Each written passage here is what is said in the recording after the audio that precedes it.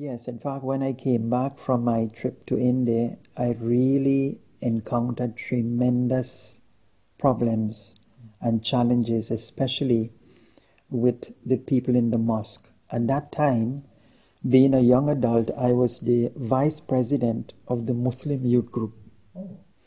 I also used to lead the namaz at times, the daily prayers, and I used to call the azan, the holy call to pray.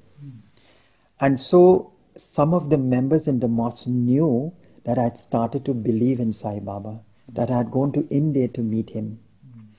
And it so happened that in the holy month of Ramadan, which is the month designated to fast for 30 days, there is one particular night called Laylatul Qadr night, where Muslims are supposed to wake the entire night, engaging in recitation of the Quran, in zikr or jap, and chanting the name and so on.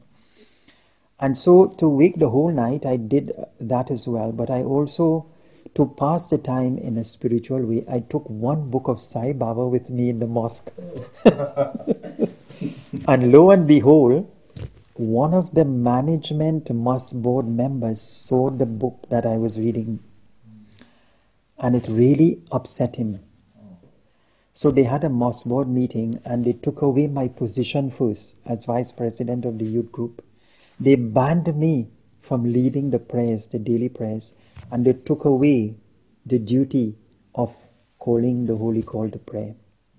People in the mosque who used to treat me as their very own son and call me son, now they passed me straight. They shrugged their shoulders. They felt now that I was an outcast, that I had converted to a different religion. And so the treatment became very hostile. Well, I felt very hurt from the inception. I felt very hurt. I felt that I did not deserve to be treated this way. But also, what also came was that an understanding of why they also behaved that way. Now I was praying to Sai Baba because now I had accepted him as my guru, as my divine master. And through my belief and practicing his teachings, in my heart I was becoming a better Muslim. And so when I used to go to the mosque and receive this treatment, I prayed and I said, Swami, from now on I will stay away because it's causing too much of turmoil and agony in these people. So after a while I stopped. But Swami works in miraculous ways. After a year or two, my mother organized what you call a Quranic reading, a Maulud, where you invite members of the mosque to read and interpret the Holy Quran and sing qasidas or devotional songs of Islam. And when she did that, having my belief very strong and anchored in Sai now, I requested my mother to say a few words after everyone had spoken.